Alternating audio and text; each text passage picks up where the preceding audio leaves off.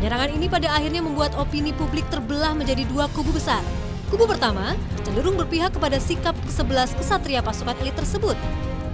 Kubu ini berpendapat bahwa ulah para preman semakin hari semakin merusak ketentraman dalam kehidupan bermasyarakat.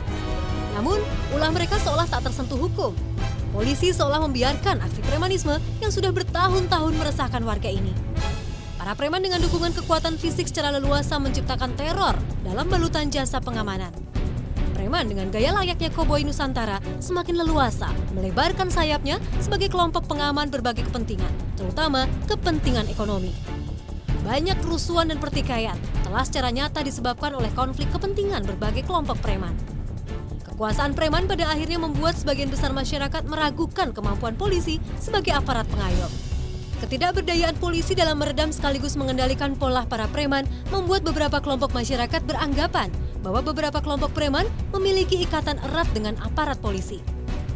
Keresahan masyarakat sekaligus kekecewaan masyarakat atas kinerja Korps Bayangkari pada akhirnya membuat sebuah kubu besar di masyarakat tidak menyalahkan sepenuhnya aksi para oknum Kopassus di pagi buta itu. Polisi dianggap sebagai lembaga yang belum mandiri dan tegas dalam penegakan hukum. Dan ini terlihat dalam banyak bukti yang terpampang jelas beberapa saat lalu. Mr. Van der Spek, you finish here, no problem again for today. I will get my helmet, okay? No problem for today, no problem. Namun, justru ada kubu lain yang mengecam dan mengutuk aksi penyerangan lapas Cebongan. Kubu ini berpendapat bahwa pemberantasan preman dan premanisme sejatinya harus melalui koridor hukum. Proses hukum dan peradilan adalah garda terdepan dalam memberantas aneka kejahatan dan tindakan perusak stabilitas ketentraman bermasyarakat. Aksi main hakim sendiri bahwa menyerang fasilitas negara adalah bentuk pelanggaran hukum yang nyata. Dan kubu ini beranggapan bahwa para pemimpin dan penyelenggara negara harus bersikap tegas atas pelanggaran para aparatnya. Penyerangan dan pembunuhan keempat tersangka, apapun alasannya, menurut pemikiran para pejuang demokrasi dan perlindungan hak asasi manusia, telah mencoreng sekaligus merendahkan nilai-nilai kemanusiaan. Pemikiran atas penjaminan hak asasi manusia mewajibkan seluruh penduduk bumi menghormati sekaligus meninggalkan prinsip balas dendam, main hakim sendiri, bahkan pada pelaku pembunuhan sekalipun. Islam sebagai agama penuntun yang bersifat sebagai rahmat bagi semesta alam, sejatinya telah menjamin fitrah manusia sebagai makhluk ciptaan Allah Subhanahu wa Ta'ala yang suci dan sempurna. Namun, falsafah Islam dan pengagungan fitrah manusia sebagai makhluk yang sempurna dan suci justru mendapat penentangan dari para pemikir dan aktivis pejuang hak asasi manusia. Pemirsa, sudah selayaknya Anda mengerti bagaimana kesucian Islam dalam melindungi fitrah kesucian manusia dan penjaminan hak asasi manusia.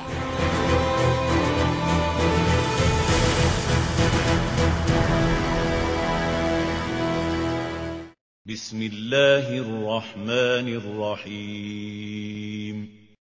فطرة الله التي فطر الناس عليها لا تبديل لخلق الله ذلك الدين القيم ولكن أكثر الناس لا يعلمون. Penggiringan opini bahwa Islam adalah agama yang tidak menjunjung tinggi hak asasi manusia dilandasi oleh tegasnya Islam dalam mengharamkan homoseksualitas. Manusia dengan kecerdasan berpikirnya pada akhirnya cenderung mengatur kehidupan duniawi pada aspek kebebasan hidup manusia di dunia semata. Pola pikir ini seakan terus menggerogoti firman ilahi dan prinsip tauhid. Pola pikir manusia modern seakan bergerak ke arah tingginya azas rasionalitas dan penjaminan kebebasan manusia. Kelompok humanis yang menganggap bahwa penjamin hak asasi manusia berada di tingkat tertinggi dalam seluruh aspek kehidupan, mulai mengarahkan opini bahwa Islam adalah agama anti hak asasi manusia, seiring ketegasan Islam dalam mengharamkan homoseksualitas. Dasar yang dikeluarkan oleh para humanis adalah hak asasi manusia mencakup kebebasan manusia untuk menentukan pilihan atas segala hal pribadinya, termasuk orientasi seksual. Berkaca dari kasus ini, kita sebagai umat muslim seharusnya bersyukur atas keimanan dan keteguhan kita pada agama dan kemahabesaran Allah Subhanahu wa Ta'ala. Karena ternyata di era modern justru banyak yang berpikir bahwa dunia menjadi kuasa manusia semata untuk mengatur tata kehidupannya. Kaum humanis dan pendukung gerakan homoseksualitas telah dibutakan hatinya atas keesaan Allah Subhanahu wa Ta'ala. Dukungan mereka terhadap homoseksualitas sejatinya adalah sebuah bentuk pengingkaran yang terbesar dari prinsip la ilaha illallah. Tiada Tuhan selain Allah Subhanahu wa Ta'ala. Na'udzubillah min zalik. Semoga kita terhindar dari tipu daya setan yang akan menghancurkan kehidupan kita. Mendukung homoseksualitas berarti mengingkari kebenaran Al-Quran dan kesucian firman Allah. Bukankah ini bentuk kesesatan yang nyata dari umat manusia? Sebuah larangan yang tercantum dalam Al-Quran bukanlah sebuah ladang perdebatan dan mempertanyakan mengapa hal itu terlarang. Iman yang artinya percaya adalah tiang panjang dalam penegakan agama. Ketidakpercayaan pada Al-Quran adalah bukti lemahnya iman. Padahal Allah Subhanahu wa Ta'ala telah secara nyata menjamin kebenaran dan kesucian Al-Quran seperti yang tersurat dalam surat Al-Baqarah ayat kedua. Dzalikal kitabu la raib fihi hudan lil muttaqin. Sadaqallahul azim. Maha benar Allah atas segala firman-Nya.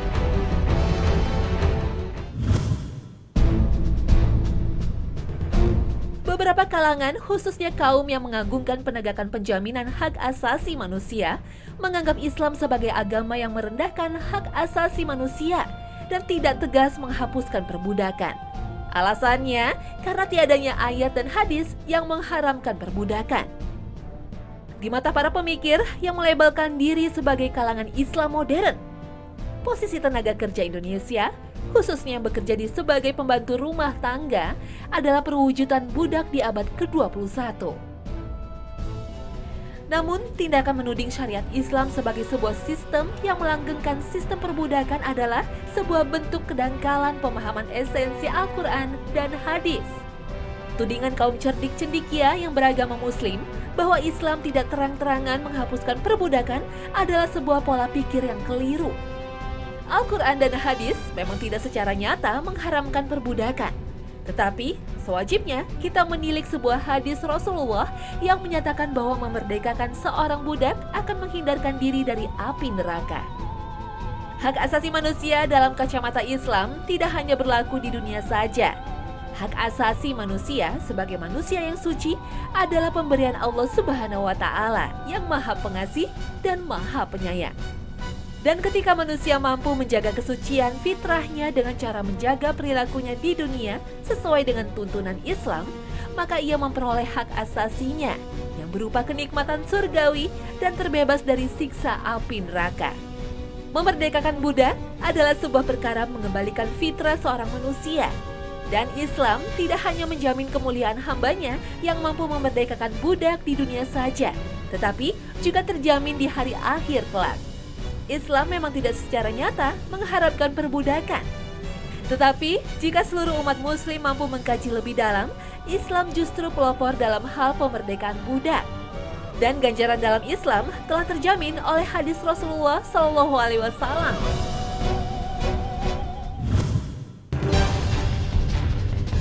Prinsip utama dalam penegakan hak asasi manusia adalah penghapusan perbudakan. Budak pada dasarnya adalah manusia yang diperlakukan sebagai bagian kekayaan dari seseorang. Budak layaknya binatang ternak, bisa berstatus sebagai harta dan dapat diperjualbelikan serta dijaminkan dalam utang piutang. Seorang budak pada akhirnya tidak memiliki hak untuk mendapatkan perlakuan yang layak sebagai seorang manusia. Bentuk tindakan tidak berperi kemanusiaan pada budak adalah pemberlakuan kerja paksa. Contoh lainnya adalah praktek pemerkosaan legal dari seorang tuan kepada budaknya. Yang lebih memprihatinkan adalah budak wanita tidak memiliki hak asuh dari bayi yang ia lahirkan dari rahimnya. Dengan kuasanya, seorang tuan bisa menjual bayi budak miliknya, seperti ia memiliki hak untuk menjual anak sapi kepada koleganya. Seseorang yang kaya yang memiliki budak di masa lalu sedikit pun tidak dipusingkan dengan pemenuhan kebutuhan makanan, pakaian dan hunian yang layak bagi para budak yang dimilikinya. Di masa itu, budak biasa hidup berdesakan di sebuah bangunan layaknya kandang binatang. dan hal itu dianggap sebagai perlakuan yang dianggap sudah sesuai dengan peradaban. Perbudakan sejatinya dikenal di hampir seluruh peradaban yang tercatat dalam sejarah. Bangsa Sumeria, Mesir kuno, Romawi, dan Arab adalah beberapa bangsa besar di ratusan abad yang lalu yang mengenal sistem perbudakan dalam struktur masyarakatnya. Bukti nyata adanya sistem perbudakan di masa Romawi adalah kokohnya bangunan Colosseum di jantung kota Roma, Italia. Bangunan ini di masa keemasan Romawi adalah sebuah bangunan yang dipergunakan untuk mementaskan pertunjukan gladiator. Kegagahan dan keberanian para gladiator sejatinya memiliki ironi tersendiri. Mereka sejatinya para budak yang dijadikan bahan tontonan, hiburan, bahkan ajang taruhan dari bangsa Romawi yang merasa dirinya beradab. Sistem peradaban Romawi di masa itu memperbolehkan seorang budak untuk diadu dengan ksatria terlatih atau hewan buas dalam ajang pertarungan gladiator.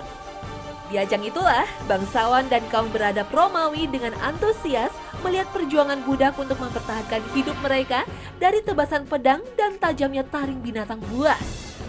Dan para budak itu tak memiliki pilihan lain selain terus berjuang dan menghancurkan lawan mereka. Kemenangan di ajang gladiator bukanlah sebuah pencapaian atas kedikdayaan dan kejayaan dari seorang pria perkasa. Keberhasilan seorang budak bertahan di ajang gladiator sejatinya sebuah jalan masuk menuju pertunjukan gladiator di esok hari. Nauzubillah min zalik. وَاعْبُدُوا اللَّهَ وَلَا تُشْرِكُوا بِهِ شَيْئًا وَبِالْوَالِدَيْنِ إِحْسَانًا وَبِذِي الْقُرْبَى وَالْيَتَامَى وَالْمَسَاكِينِ وَالْجَارِ ذِي الْقُرْبَى وَالْجَارِ الْجُنُبِ وَالصَّاحِبِ بِالْجَنبِ وَابْنِ السَّبِيلِ وَمَا مَلَكَتْ أَيْمَانُكُمْ إِنَّ اللَّهَ لَا يُحِبُّ مَنْ كَانَ مُخْتَالًا فَخُورًا. Sari tilawah surat An-Nisa ayat ke-36 secara nyata telah menunjukkan kita bahwa Islam adalah rahmatan lil alamin, rahmat bagi semesta alam. Dalam surat tersebut, Allah Subhanahu wa Ta'ala, Sang Maha Pengasih, Maha Penyayang, telah menyuruhkan kepada hambanya yang beriman untuk berbuat baik kepada ibu bapaknya, anak yatim, dan hamba sahaya yang dimilikinya. Hamba sahaya sejatinya adalah penyebutan untuk budak. Surat ini sesungguhnya telah menunjukkan betapa Islam tanpa menyebutkan embel-embel hak asasi manusia telah menjamin dan mewajibkan kepada semua umat manusia untuk memperlakukan semua manusia dengan layak dan hormat, bahkan kepada budak yang ia miliki sekalipun. Islam yang diturunkan di abad ke-6 Masehi hadir di tengah masyarakat Arab yang masih memberlakukan sistem perbudakan. Tapi, kesejukan Islam sebagai agama yang penuh cinta kasih terletak pada ajaran agama Tauhid ini untuk memanusiakan manusia, tak terkecuali budaknya. Seruan kebajikan terhadap perbudakan tersari dalam sabda Rasulullah Sallallahu Alaihi Wasallam. Bertakwalah kalian kepada Allah dan perhatikanlah budak-budak yang kalian miliki. Dalam hadis riwayat Imam Muslim, junjungan kita Nabi Muhammad telah bersabda bahwa barang siapa memukul budaknya, maka dendanya adalah membebaskannya. Sifat Islam sebagai pencerah dan penuntun menuju jalan yang lurus secara tersurat membimbing kepada umatnya untuk menghapuskan sistem perbudakan. Hal ini tersirat dalam surat At-Taubah ayat ke-60. إنما الصدقات للفقراء والمساكين والعاملين عليها والمؤلفة قلوبهم وفي الرقاب والغارمين وفي سبيل الله وفي الرقاب والغارمين وفي سبيل الله وابن السبيل فريضة من الله والله عليم حكيم. Sadaqallahul Azim, Maha benar Allah atas segala firman-Nya. Islam sejatinya telah menyerukan penghapusan perbudakan seiring dengan turunnya kewajiban untuk melaksanakan zakat. Dan salah satu pemanfaatan dana dan harta yang terkumpul dari zakat adalah pemerdekaan budak. Fakta ini menunjukkan bahwa Islam adalah agama tauhid dan pencerah bagi kehidupan duniawi.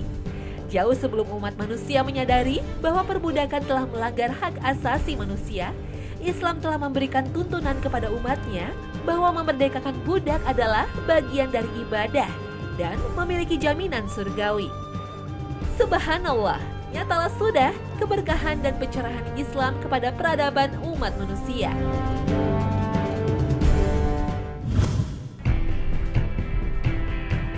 Sejarah dakwah Islam sejatinya menuliskan perjuangan beberapa budak yang telah dijamin kemuliaannya.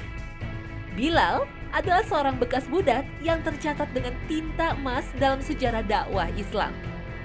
Bilal yang dimerdekakan oleh Abu Bakar adalah muazin sekaligus orang pertama yang mengumandangkan azan. Kemerduan suara Bilal pada akhirnya membuat untayan maknanya dalam kumandang azan mampu menggetarkan hati umat muslim. Ahadun ahad! Ahadun ahad! Ahadun ahad! Kemenangan kaum mujahid dalam perang penaklukan kota Mekah tergambar jelas ketika Bilal dengan lantang dan tegas mengumandangkan azan di atas Ka'bah. Sosok mantan budak lain yang juga mulia dalam Islam adalah Siti Hajar. Siti Hajar sejatinya adalah budak yang dimiliki oleh Siti Sarah, istri Nabi Ibrahim alaihissalam.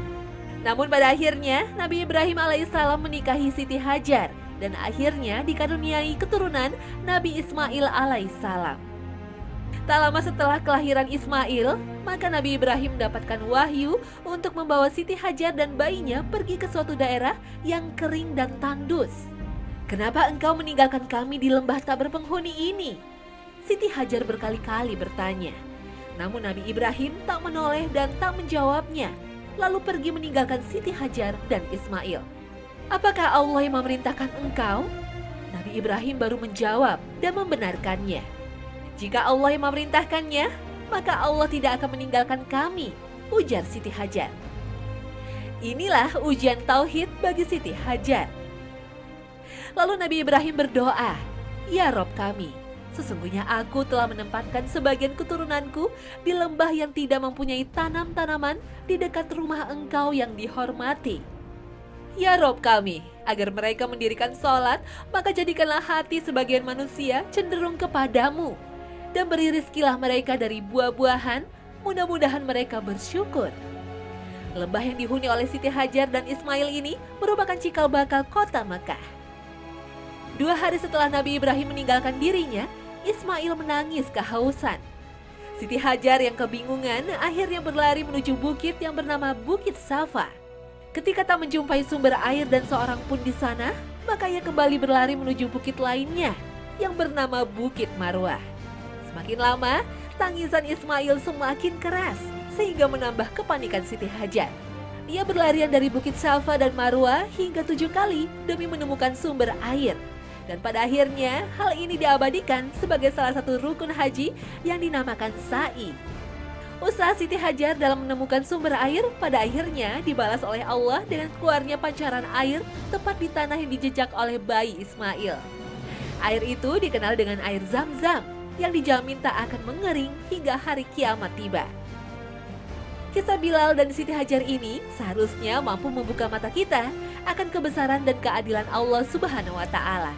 Sang Maha Pengatur lagi bijaksana tidaklah membedakan status dan latar belakang sosial serta embel-embel duniawi lainnya dalam menilai keimanan hambanya.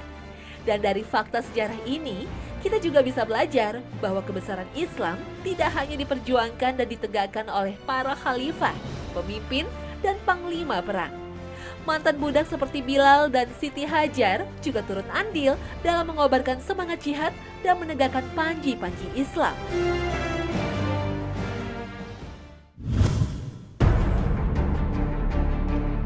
Hak asasi manusia yang secara luas dikenal sebagai HAM adalah sebuah hak dasar dari seorang manusia yang sifatnya sebagai berkah dari Sang Pencipta. Konsep dasar HAM di era modern akan mengacu pada Deklarasi Universal mengenai hak asasi manusia oleh Majelis Umum Perserikatan Bangsa-Bangsa di tahun 1948. Deklarasi Universal mengenai hak asasi manusia ini muncul 3 tahun setelah Perserikatan Bangsa-Bangsa PBB didirikan. Kejadian Perang Dunia Kedua yang berlangsung dalam medio 1939 hingga 1945 telah banyak menyebabkan kehancuran. Beberapa studi memperkirakan korban jiwa akibat Perang Dunia Kedua menyentuh angka 75 juta jiwa, di mana 40 juta diantaranya adalah korban jiwa dari warga sipil. Ketika Perang Dunia akhirnya berakhir di tahun 1945, pemimpin negara besar, khususnya para pemenang perang dari pihak sekutu, berusaha mencegah terulangnya Perang Dunia di masa mendatang. Perang Dunia telah terbukti menghancurkan peradaban, di mana salah satunya adalah terenggutnya hak hidup seorang manusia.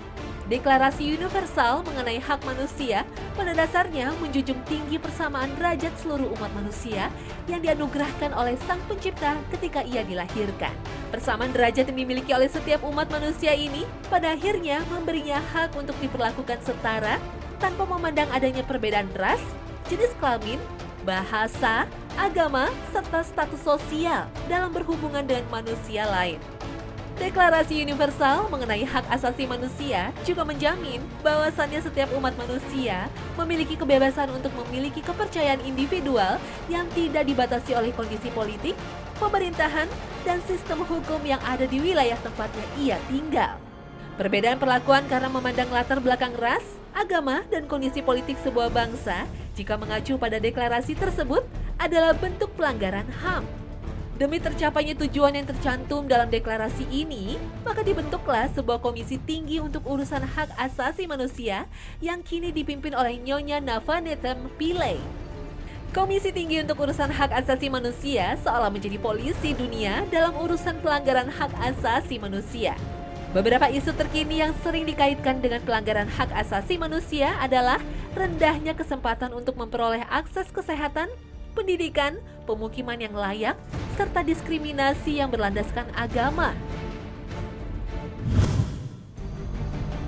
Islam yang turun seiring dengan penyampaian wahyu surat Al-Alaq ayat 1 hingga 5 adalah sebuah agama tauhid yang bersifat rahmat bagi semesta alam. Allah Sang Maha Pengatur dan Maha Pencipta telah menunjukkan cinta dan kasih-Nya kepada umat manusia yang hidup dalam masa jahiliyah yang suram dan gelap dari sisi peradaban. Perkembangan kecerdasan dan pemikiran seharusnya diimbangi dengan kekuatan iman dan percaya atas kuasa Allah dalam menuntun kehidupan umat manusia. Kecerdasan yang terbebas dari nilai-nilai spiritual pada akhirnya akan mengagungkan kebesaran umat manusia dan mulai ingkar atas kuasa Tuhan. Manusia modern pastilah mengingat kisah sombongnya Namrud dan Fir'aun. Kecerdasan yang mereka miliki pada akhirnya membuat mereka lupa, bahkan ingkar atas kuasa Allah Sang Maha Kaya lagi bijaksana. Sepertinya manusia modern mulai serupa dengan kelakuan Namrud dan Fir'aun. Lewat prinsip kebebasan dan penegakan hak asasi manusia modern mulai mempertanyakan kebenaran ilahi. Manusia modern memang belum ada yang mengaku sebagai Tuhan layaknya Namrud dan Fir'aun, tetapi mencoba mengatur umat manusia melalui hukum buatan manusia sendiri dan menolak kebenaran wahyu ilahi adalah bentuk nyata mulai tersesatnya umat manusia. Inikah bentuk tanda-tanda akan datangnya hari akhir? Wallahu a'lam bishawab.